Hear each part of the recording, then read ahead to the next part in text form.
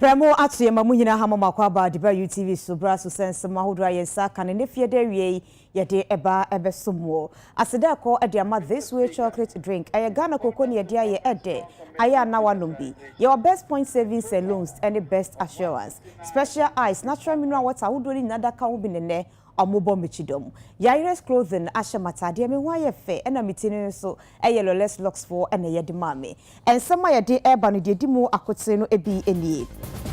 Owura kendo pori ato moisa na hene akasa de atudwa se mensini ba ko fudi djuma ba ko no aban beye wo ha ene aduosian kro na sesi ameka sei eye adwuma abo adwuma so amankrofo enya bi aye aban se o mafa kwampa so ahwa magana sikasam agina na gyan na se abo papo na so Dr. Patrick Asumin akasa ede atudwa chem se sa asam nya nokre aban ensa mra biem na Osuman Azuma MA school no empenifo akasa chem se ne mebo ma de kire ne adesua koye no muni bi kankane dan ya enkura ebetem ti aban embeboa wo ensam no ebi kan wo don hwere ba kontem de ba besumo mi din ede akua ajewa akodie afi ensam no nchiremu enie Oswafo show Mercy kasam so eyo nmunyamfo kenofori ata no komrahye bedwam ede budget no atudwa meche 2024 de no na bra wo kasa no chiremu se Mercy ba ko fididwuma ba ko na ban ede ba no sesi amika sei emfididwuma beye wo ha ene aduosia ankono 169 na sesi eye adwuma na abo adwuma so ama mabunu beye apem ahansia ne akire ena sesi omu eye bia chesa ban no ayade Mr. Speaker, in accordance with government's strong commitment to industrialization, a total of 169 one district, one factory projects are currently operational, leading to a total employment of 169,000. An additional 152 factories are currently under construction and expected to be fully operational in 2024. These industries are expected to increase value addition and support our efforts to reset the economy.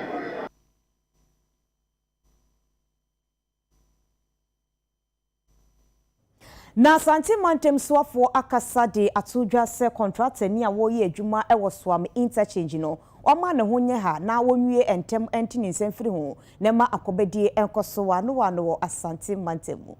Aye 19th October 2022 mechira afrasei ena Ghana mampanyin na nado danko akufuado enne na soafo ahodo ebe piemo ewo Kumase a womo ekoye amane ne amamre ewo Suame interchange srebe ya Suame interchange ye 4th interchange no womo ebe sha ase efiri afrasei no na adwuma na akwakwesa achechedie nante na nhyada enkeka ne ho na mprempra me kasa die ade a obi a obekwa kopiemu ewo Suame runabout ede ko eye Suame mazi no behu se contract ede adwuma di amano Rango Construction Limited owoso a wo ye achuma na saa 4th interchange ebefa baby to say Abrepo Junction no overpass beko ho afi Krofrom Anomanye Suame Mazi New Road and afi Abusua Kruwa Junction ni nyina eye saa dwumadie e na betretre akọ piemonom na omuchiremu a se omutimi ye we a saa 4th interchange e wo Kumase e wasante mantema eno e na betoso mienu uyi Pokuase interchange no wo Greater Accra mantema na chese Kumase die e na ebedio na otwimu e na sante mantema soafo no nyamfo Simon Osemensa wone Bible adwumakuo a omo wa sante mantema mecha Regional Security Council no omo kopiemo so omo ehwe na omo koduo na o kire se adwuma no de contractor no eye wahase a wo ye drainage system baby a wo so ye diversion se da be ya adwuma no betu akoso oye enso obesere contractor no se won ma ne muso na adwuma no enkose ne amamfo esi epe no efise wo hwe saa Suame kwan no so a adwumaifo mo wo ho okopiemo Suame Mazi a nipa omo guo no enyasam ketua enam se adwumadie ne kosonti no contractor na ekwan na nka eyemienu no wachem ama sesi abaako ka kese no heavy trucks no enenam so contractor na shine odi ye adwuma ena afi baako so no ka dodo a ekoba na no ne fa so nti etimi ma traffic ebope so pa na no ena santemantema so for se obesere adehye so omofo no se omososo enya abotre ema contractor project no aye no e wo mu afamiru e fa edikan no friend component 1 eno ni interchange nankasa me va se no na manfo do na hwenim ena second component na factors ni no eno no ye akwan a e wose ye wontemo ha se ne be ya omo ba Suame runabout no mu a na ka bia ntimi fa ho ye nya kwan a cars no be fa na ho kire no abras because we project na manipa then so manipa no ho kiri ni bebreba enye eni to ma hyase fipan a se ye ko runabout no mu a ye benya ekwan a cars no ebeden ebefifa ama ye ho ahan kakra enti eno ma ka se ye besre wo emre dodo na wo mo di eye adwuma e wo kwan no so o mo ntwi se bia wo mo ye 8 hours o mo fa nko bia 10 12 hours na wo mo hwe ba bia wo mo ye adwuma na nadwo a ha dwen o mo ye adwuma no anadwuma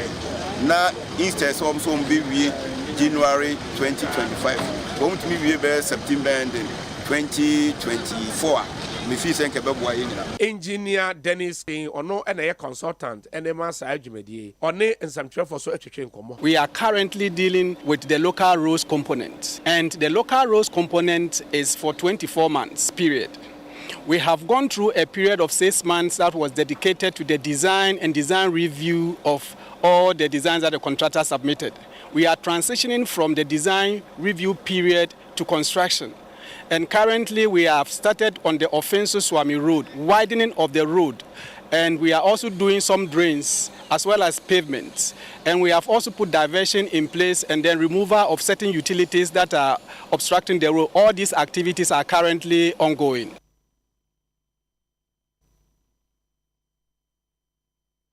Ebra no maisa na hene ekasa ewo mrahye bedwam no wachire mu ese aban sesede we free achewacho ekwan so esi atiesi kontimpon mu asese na nimu dawo no ma wokwa 2024 sikasem ebekoye pa na sasem we se nam so ama opanyi ba kwa wachira de ewo business school ewo Legon Dr. Patrick Esumi echem se asam no osoafo ne kan no NC afenso enya no kresa generally o ka turning the corner so obeka say oh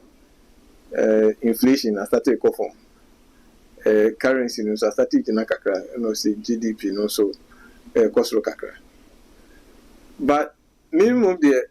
market is okase bia is a trouble na ni komu na swat kakra. Eno the major tumba so okase a turning corner part there. Enya there me jitum sa because even currency no say stabilize no say na say akra ni who say what was be about I started as a cophobia. And even though present inflation is swatted, but and being a target, maybe I say, okay, young Ben Hokra. And okay, Sikana say, stabilize, say, and can you try a car dear month for and can stabilize, sir. Into Okas a turn on corner, now focus on those indicators. Minimum, the who say improvement now, by improvement, the improvement is margin and to make us a turning corner. But more importantly, the case turning the corner. Economy, if I dem, if a nipa, if a Ghana for, if a businesses, if a consumers, if a consumption. Even though I know you some macroeconomic indicators, I don't say a turning corner, but Oma Omojuma call for Omojuma say, you who say Omo business in a turning corner. And I say Oma Real Bank report by say because of a normal boy, the Johnny boy, they are Oma into poverty. You who say Hono corner be at any one. Into a case a turning corner, and yes, macroeconomic indicators may say be near a case of economy not turning corner. I want you to Ghana for cool moon. The free one. Inti mimi mumdi hono ni ekasa economy na tene kona hono yese ekwohwe macroeconomic indicators me say bia yese we are tene kona yese inflation no last year was 54.1 and I say about 35.2 let's say inflation rate no so atepa but let's say Ghana for test and say enu interest nyoma bo akofo inflation no so tia interest nyoma bo akofo mtino ebru ho meka say oh yes, inflation above form as we become marketer and your mobile and cost room. Inflation above form just and your coffee.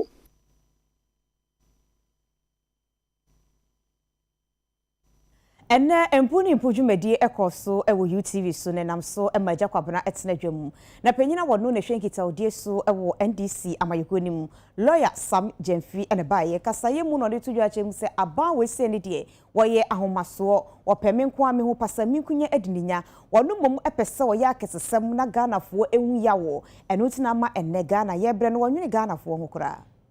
okoye o say o budget ni nkunim budget me boa yeah nkunim budget na ya bisa no say wadi nkunim e wode enso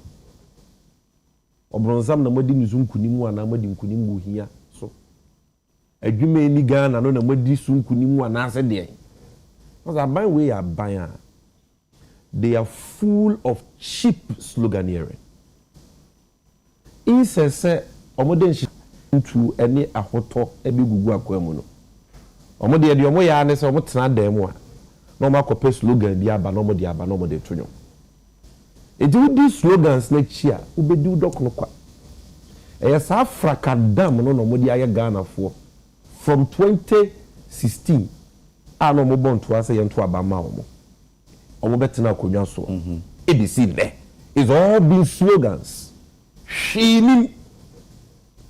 slogans no ene ne say ene na ene Ghana o man na dane amanfo na bibia tete apansam yesika sem nyina paska ne ye wa ho kira masa ye mu bia ye nyanya 40 years no aho kira we ye hu bida cheap slogans and so mine cheap slogans and fa adwuma ne puntu ma owo be pritu mi omo se o Ghana for ya mo bododo ya mo bokra dodo yeti sika so so come there ebi no na ye kasa kwa ora bawumia otimi gina simpie so Ghana ye oman ya nyame ahira yen wa ye adwuma wo Bank of Ghana da onim se sika wo Ghana pa na emi se ye bobosia kra de ye kwan wo Ghana na Ghana ye to ya kwan a ye benya sika ya kwan wo Ghana nyina ongai.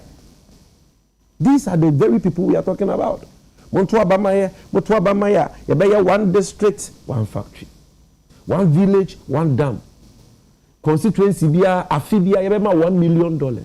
It can prepare ye can say ka constituency bia unya ye cross $7 million for ye mpuntu omo kan ye kan say within boso me du nwotwe omo de betena konwa so omo be sesa Ghana ma Ghana ba be ye krabehwe. So we will transform Ghana within 18 months alajiba uria and Yakufuado Nekasa. Almost within 18 months, you better not conjure Ghana could be anywhere, Ubenya, you and I say Janabia, Yane problem. It's a form of channel. And send them a man can do because of when you say slogans, okay, and many pass me any day. No, of course, Santa, no, Akoto, about Ediama. Can send the Brewkrumwa. Omureni 2017 budget eja kwamna omureni 2016 elections sorry 2017 omoko presented budget match uni di omodo to budget no so mo say asempa budget yeah asempa budget cheap slogan eso na hwini nsembone nko ana na e wo budget no omo free asempa budget 2018 and omo di slogan for buy edwuma pa budget so okay edwuma no a mo de buy na we edwuma pa no mo de ba 2018 no ewe de omo kofa buy ye napko yi ene omo party for te se Kennedy Japan mama babon ti abeka se na nya edwuma pa bia na esika sei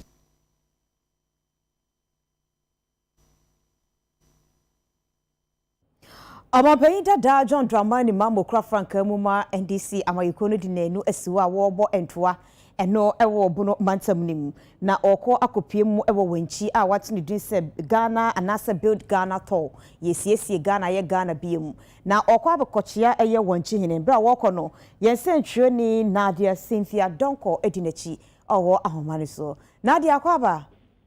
eyenia ejewa makoduru hefa na sen ena nantisi enete. Okay. And Chebiana, His Excellency John Dramani Mahama, editor just said, Oba Beshe Aprobobias and Aprobono was needing to building Ghana tour. Now, building Ghana tour, no, Aprobobia, Ebemano, Aquinas, and Ebeya, Onyx, Obeko Ghana, Afanina, the 16 regions of Ghana. Now, with mini Ghana 4, I him for a 4 NDC sympathizers, conforming NDC for Nina. Oni omunyina everything komo se ne be ya ye be hu kwan ya ye be fa so na Ghana afa na ntuma ifra na pa bono sha se wo bono region and bono region no already 2 days our hanom presently I mean no ka say owo winchi manhene asiye me no ka say omo bo amaniye and share senior beya or munina better Jane na yehu senior nyina yebeboa iboa yehu senior beya yebefa Ghana yesi ho na Ghana afan and sampa efra into the same no kase dia yewo winti mahini ifi from winti yebeto aso akotin constituency so ono so ba kuchia impinifo a ewo honom cause Ghana dia wa oni say uko obi fie wo so obokokoko inti ye free honom so a ye be wi aprobo ewo Sunyane West ene ba ko wi aprobo no inti ni nyina mu no o hwekwan say oni Ghana for be din komo Ghana ni bia a owo Ghana attack a o hwe enim kwan say Ghana ebe fa ne ntampe fra no oni ye nyina ebe kasa ene be ya ye be boa ono His Excellency John Dramani Mahama ama Ghana afa ne ntampa ne ntam afra in the upcoming general elections next year. No. Jampenyi sintesu nko anante ebra wo kono ne wan ne koye. Okay, ebra kono oni NDC mpanyinfo ne bebre na na di n'echi former chief of staff Julius Deborah Ekaho national chairman Johnson Asiedon Kisia ono so Ekaho yeba ye so executives are omo winti hanom to bebre na Ekaho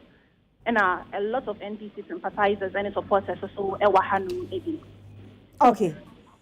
Yadase ene wamane Nadia se wode eye aproboni mu nsem abreye yense ntweni Nadia Cynthia Donko ena odi omampanyi dada John Dramani Mahama wemuma NDC amayuko no echia woko akohwe sede anhye besi akwa yesa ye Ghana biemo siesie Ghana ya magana fa ne ntuma pay friend mu aprobo na ena egusua yekono na yede ani echemmo Food and Drugs Authority mpanyinfo aso ye womo ade atodwa achemu sesese no eyeta any cigarette no mo no adoso pa eto amudu dwumadie bi abanu ye National Tobacco Control Strategy omuni World Health Organization for na akabu ma yehwe kwampa ye befa so a ta anase jota yenom ne betimi ateso anase bebrase ewo Ghana hafise ma yade dodo no a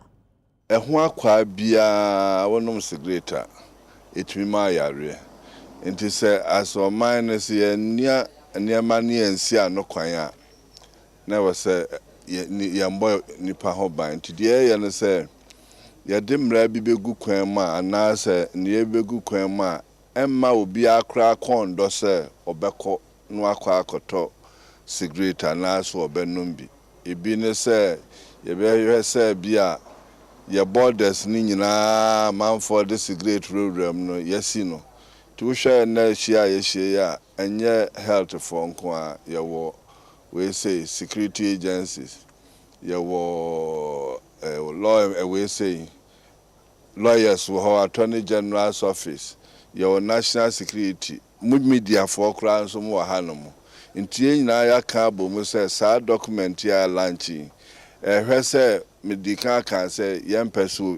ye be ma cigarette bia ne bo kra ya din say special nkra no unye ska kra so de kwa akoto nna mpanyimfo na enom no so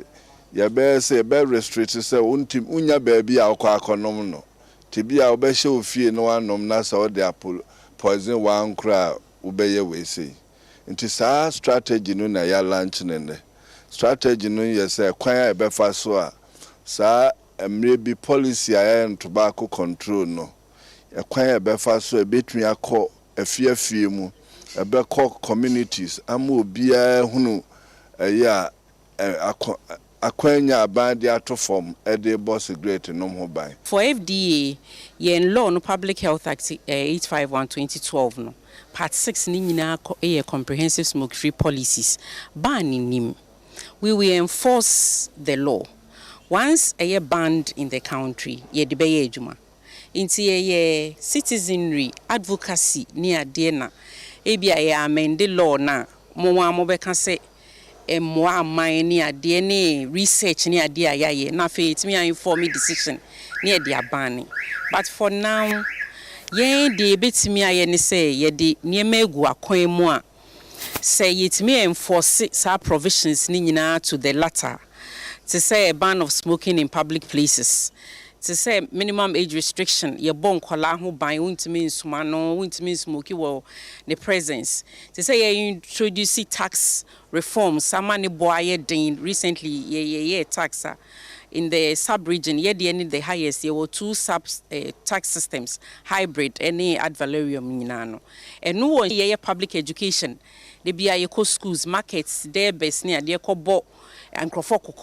cause a lot of disease. Yes, any money a money baffom, and I eventually the can say a pay tobacco free nation or yebenya. But when it's banned, we would enforce it as well. Adwuma na se ekobia e wɔ ne mra enu nti NPA mekire abeyeko mo na hwɛ fango ntoto yeso enso e wɔ mra na ne empinifo akasa de atodwa se wɔn no mokɔ editie NPA mra ahodo no sese ne ye ba beso mo pa achi na mra eno mo edi fize sa fango senkaye no etwa fatase ye no yie. Enyo obia na betumi akwakosi filling station gaw fo na omo yusu machine kaf no omo soso emane ma won kwan se omo beye adwuma na mom so adwuma mbeye bia no e wo se omo hye oil marketing company bi ase nti no won aye nde ye se emra ema won kwan a womo ye no eye omo tabletop omo de gu gallon yellow mo any my friend is saying vortex bottle eno de emra ma wo ho kwan obi a emra ma ne kwan so ye adwuma wo mu so oto NPA emra na ye wo ho kwan se ye twe na so o de petrol na o de yi bibi afra ne quality no eso ate a eno so so etomra emfie edunum ebi nsusu ye emfie du obekọ se ba efasika sema ye bebo ni pakono kanso a e kanon so ye will be a friend of penalty unit ebi de swa wo mu kra 2500 penalty units so more information out ye pese mu di kan aware ebi mu so na e fa ye planning ho a how we manage the stocks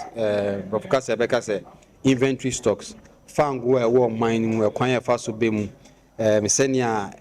san ye de krabi eba na ye pese ye church mu media no na muhu sane ma we nia na if mo the information call out na mo tumi a church nye na ye pese ye ma muhu so se ye wo tumi a ye tumi de prosecute se wo breach MPA act no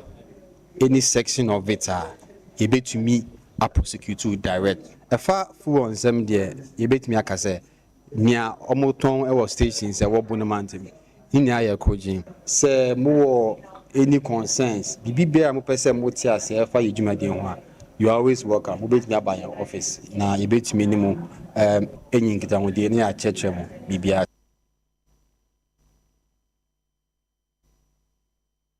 Regional Borderless Conference ekoso ewotema we enetoso edu afibiomo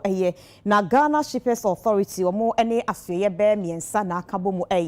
we enamso ama dwumtseni wo ECOWAS kono emu a ebantotoye ne mra awodo ne ebehwa ma aman adiye no waka ho miche Dr. Eben Chambers na ne wade atodwa chemu se twafata se ebibre atoye aman awodo no yebomode se ahye da yentemu a ekutie adwade beyi efiri wono ni etua na mo akoyenim na sika ababet na bibre atoye aman awodo nim. As the host institution for the Borderless Alliance's activities in Ghana, our key focus has been to deepen the cooperation between the Ghana Shippers Authority and the Borderless Alliance in the implementation of programs and projects to promote trade and support private sector competitiveness in Ghana. This cooperation has found expression in many collaborative activities. One of the flagship activities is the implementation of an electronic platform, our e-platform, for monitoring and addressing non-tariff trade barriers. This platform provides a focal point, which is GSA, and a network of key stakeholders critical to Ghana's trade and transport value chain. To achieve this, Africa must invest in the development of its agro-industry. Africa should transform from being a consumer to become an agro-industrial hub. Instead of exporting raw materials, Africa should export value-added products. This means exporting processed cocoa, distinctive African coffee blends, and finished textile products. not just raw materials. Regional value chains are integral components of modern global economies, fostering collaboration among stakeholders in specific geographic areas to enhance product service value. And so, having said that, let me also take you to the point that a bit of an update on where we are at the African Continental Free Trade Area, which is that basically we have 47 state parties. That is good. It makes it the fastest instrument to be ratified since the establishment of the Organization of African Unity. And that in that 47 state parties, we have 54 signatories. So we are just awaiting the ratification by just about 8 countries to make 7 countries to bring us to the 54 signatures. And we have countries that have actually concluded their processes, national processes. We are just awaiting for them to deposit the instrument with the African Union, that is the depository for the AfCFTA. And then we, in terms of rules of origin that will determine the goods that will enjoy those preferences, we are about 91% complete. The remaining areas is actually on textiles and clothing, and then the autos. For many years now, the long delays, bureaucratic procedures, frequent illicit fees, and high cost of doing business have reduced the competitiveness of our local manufacturers and producers. It is time that we join our efforts to find long-lasting solutions to our region's many challenges, which are affecting our regional integration and slowing down our region's economic development, despite its huge resource endowments and growth potential. True regional integration, as envisaged by our ECOWAS founding fathers, can only be realized through the removal of all the artificial barriers which were created during the colonial period. We need to build bridges between our member states and enhance trade flows between surplus and deficit areas with each member state. Ghana Geological Survey Authority penifo enye mfinhia wo ha eni 210 eno nti omo ahwe ho fanam so amo soafo abedi akira wo hwe nsase ne obade ye efom agudie onimonyafo George Mrekuduka akasadi atudwa se etwafata se ekonoma education kasanwo dwumadie ekosoma Ghana fo ne nkuda nyina ne eti ase ebre a atorenche besi ne atorenche mahodoa etai esisi.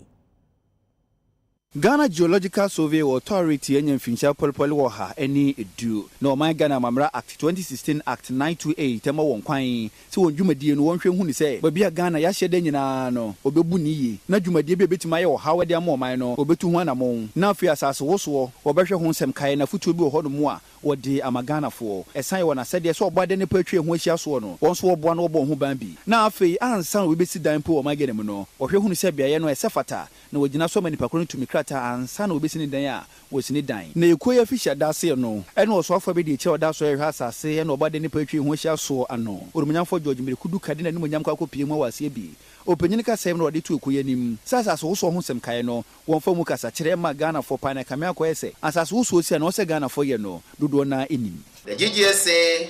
must continue to strengthen collaboration and stakeholder engagements with the metropolitan, municipal, and district assemblies,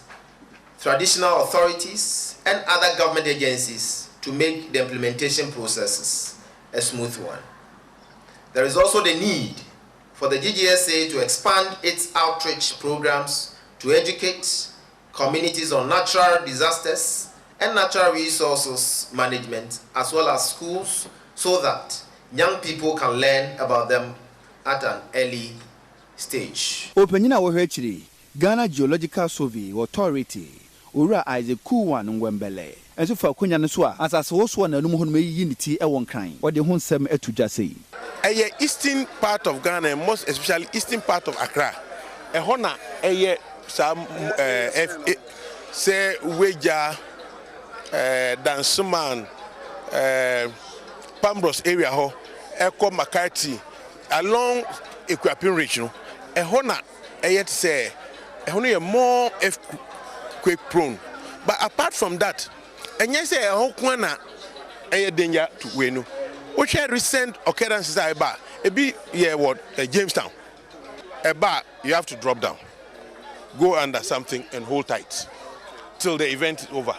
so that in case of any impact will be minimal as compared to now Jinaha na eba and the key thing, and now ebia overhead swap na eba sa say over down we see what also drive car na see may see what can move tina can musa, so that in case of anything the car will act as a kind of a protection for you. Ebra ye bie akosombo ne pong dam no enam so amadihye bi ediamia pa eyabakosam ene ntam kese edema adihye mu ofraw epoye ene enkrafa baby frise ensuo ayiri afawo amomagya pade asai na despite media adwumayefo ene TMW Foundation ayana de bia no yesresa adofo meka ye ho ne enkoye adoye emawo enti ene National House of Chiefs meche omamu ahemfo kabumuku aba beye adoye sika 100,000 Ghana cedis ene niema keka ho no se yemfa enkoboa adehye omo ho aka no na bra empenifo eba no eye sahwi anwea so hene woje awoho ya wojebi a wono ene ye Western region ana toye mantemu womo ahemfo kabumuku no ba no dani wa baby sanso na krachira wana oti Regional House of Chiefs oda no ena Breman Sekuma hene a wono so mfimfiri mantemu ahemfo kabumuku no oda no omo ba nan ebaye no ache no krachi mu krachi a owo ahemfo kabumuku no mu de ani mu bi emomu de nsem setuya Abra na nanoma himfo edisa doye ebaye no edna sewi anua soman hene a wosanso ye president Emma Western Regional House of Chiefs oje ahoho ya ojebi edi abasobosronko ekoma despite media adwumayefo enafe TMW Foundation se ometom ho asi ho a omogege moa edi akwakoboa adehye a akosomo dam nsuo no etwifa wonso na oje ahoho ya ojebi a wotosomienu edi tudwa se omopese adehye ni nyina hunu se na nanoma himfo eta omachi ensuo mo awiemu enuntisam at arrangement say ababeto omono eyade omonsoso atia omobabe omomua na nanoma himfo monso eka National House of Chiefs ho a omobepiemu wa ha ede adoye ebaye eye krachira a wonuamu nso ye president Emma Oti Regional House of Chiefs nanampra besemu na otoso miensa afei Bremaye Sikuma manhene a wono nso ye president Emma Central Regional House of Chiefs registrar Emma National House of Chiefs Anthony Yebuatebri ene treasurer wada National House of Chiefs ano Paul Asante National House of Chiefs ye baya ya mani tete atoye nchema eto omen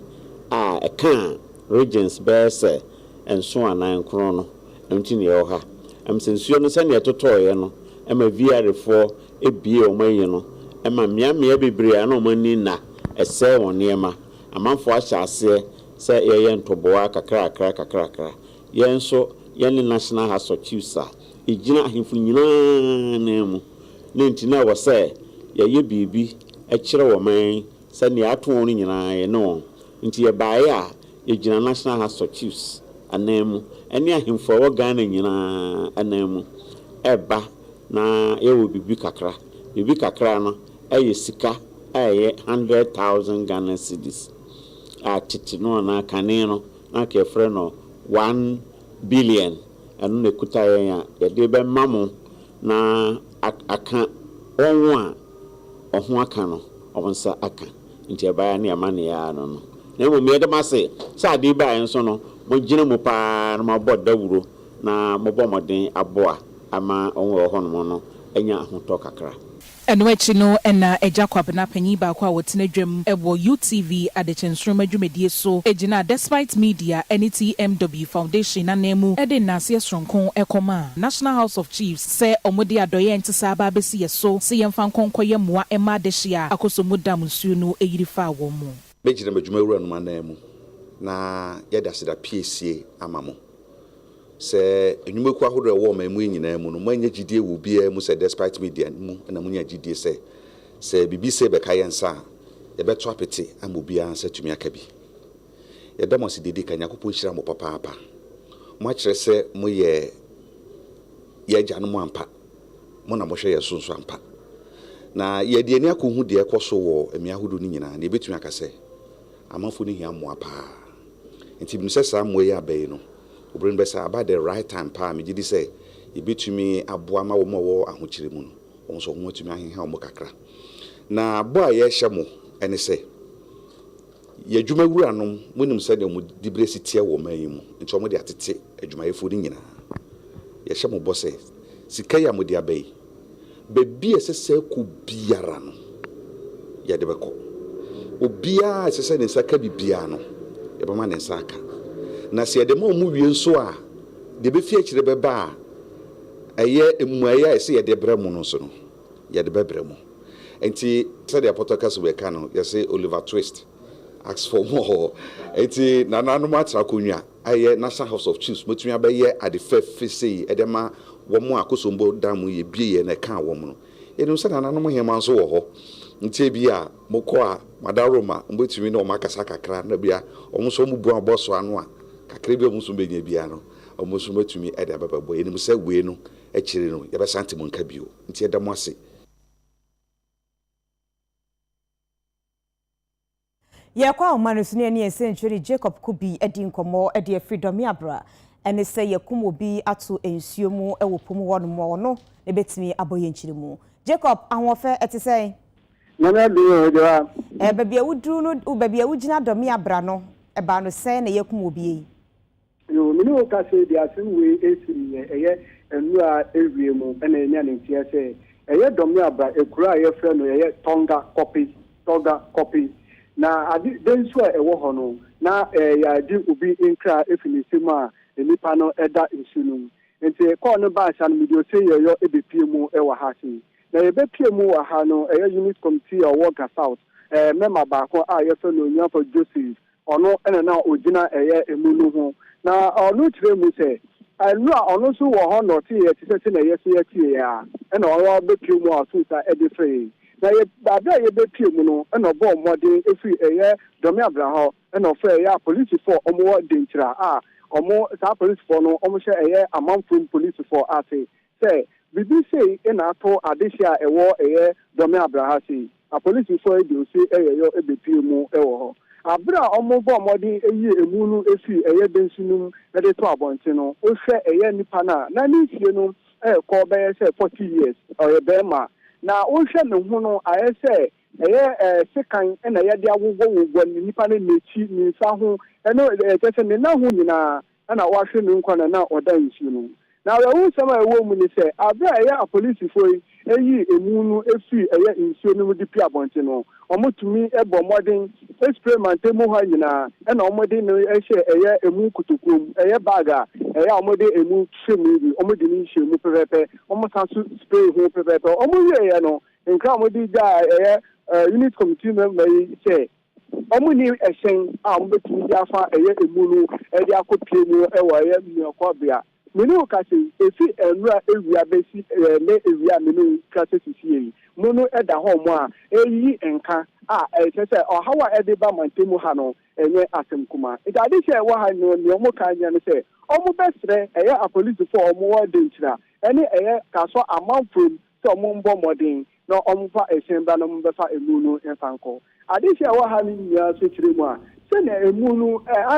ada nsuo no mu ate menu ka se ni nyina so afe no obia ntumi sense se sa papa we ani fie ni eko be se 40 years so ye fe no simesi so fie gusia we mu efie we mu no menu ka se die obia ntumi kire na so emunu eda ha mu a nyina ba nka eyi no enye asankuma die ntino mbepeja mu ne nko omo kire mo omo ni esen ka omo di befa emu edi akọ yo yadase ne wa manebo na adisuafo anase students omo association international school enso akoye adoye ede ama wona omo ewo frabante mu ebra bi akosombo dam ma omo ho ekaye eni mo de ko eni bi no eye ensu egugu ntuom beche de won bodambo nim na afenso ntade empaboa ne sika 3000 Ghana cedis UTV ya ne omo kasai The story of the Akosombo Dance Village, and I just wanted to help those who really need it because they are in distress right now, and those who can help should try. So we did bring water packs, beverages, clothes, shoes, and any donation that they would need just so they could enjoy. Anyone can do anything as long as you put your mind to it. So helping them is something that you would like to do, and when you're caring enough to do it, that just shows how compassionate you are to people. After hearing the poor things that have happened to them, like they lack the basic needs of survival, so I was like, oh, how can, because their clothes have been destroyed, their water has been infected, their jobs have been put on hold because the places have been flooded, so I just feel really bad for them. A child doesn't mean you can't do anything. As much as you're a student, you can still help anyone you can. We just wanted to help them by giving them clothes and packs of water. They should try their best and overcome what is happening to them, because a lot of people will be supporting them through their hard journey. And I feel like the government should build schools around that area. What I have to say to the people who are starting school again, try your best to be good, and as he said, I feel like the government should help in the rebuilding and the fixing of the schools after the flood has destroyed them. To the children, I say that they should keep believing and shouldn't be feeling downcast, since this is simply, they have suffered a big loss, but that doesn't mean that the life is over for them. They can still regrow and come back better and happier and better than before. Even though their schools have been flooded, they should still try and learn, because learning is really important, so that once you go back to school, you'll be ahead of all your peers. So that you should dream and hope, because this is not over. This is just a temporary thing. After this, everything will go back to normal and you'll live long and good lives. So they should make efforts, they should work hard, and they should think positively, because when they think positively and they reach out to God, maybe He will help them and He will make sure they have a better life. YP1A and the entire of Association International School would like to give a donation of 3,000 Ghana cedis to help the victims of the Akosombo Dam spillage. Ghanaians should unite together to help all the people suffering, and as a student of AIS, I think this can be possible if we put our minds to it. We hope that they enjoy the things that we've brought them. We hope that they're able to overcome these challenges they are facing right now.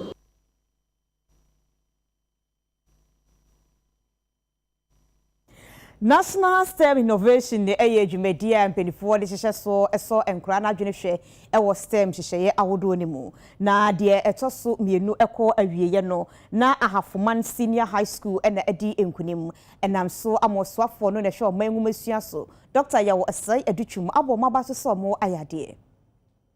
mpempi nwumasua na akɔ de achigu trim na kan bi kyerɛ me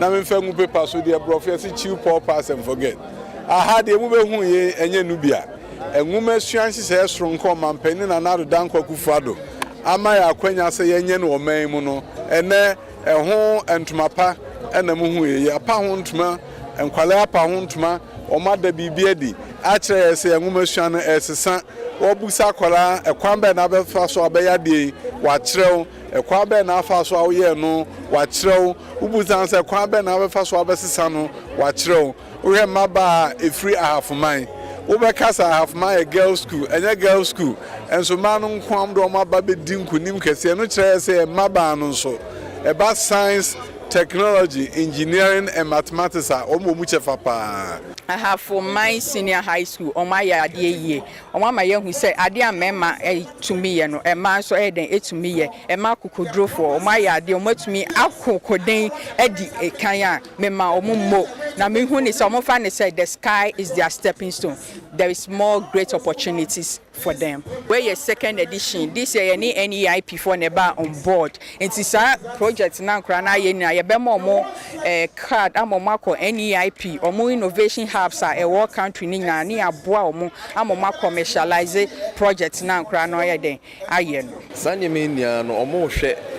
nia e ha o ma no na ijaya fa kwan bitu a en cost yen sika bebre a betumi ama emana ko emini nti me de I'm so inspired. The system of sustainability, and yes, be a new government back into power. That now. Way is in chain, but it's something that I will say you continue here. Now, corporate Ghana, I was almost say most of these innovations, or share institutions now, a bit to me are aligning in some specific institutions. Now, what projects na found where Juma, but to me are on board now. What young people in say support be out the more. Some of the innovations, let me say some of the corporate institutions, it be crap on wondering who. Nema omudu omagina ashisha nema ebebwa oman amutoso kwa ese oman no problems nema ye problematic ma ye as oman ebi ni ensu a nkura ni bi kura benu ensu krojin a ye benu ma yenya yare enu ho adwuma na ebi ye ya anura mi ya eye mama yi na ne ni ka wo ne se ne omo ka bo mu omo de ti ensu na ni enya de agi so tu kwa ma no ne no akofa aba eye ya enema ewo omo ampote mu na eno omo ka bo mu a omo de ehihye ya omo de ti ensu na ni we kire me se yesi adwene pi se ye nkura ne ye kura ifum se ye pese ye problems na ye hawe wo ye so anu a ye ankase betimi aye ti se de nkola na ya kire yin Eya premtu rakankase ye de sumo e wo UTV NC ye kra ye de agudie sports e ba betro so bongo difara ono ene de eba ye basisia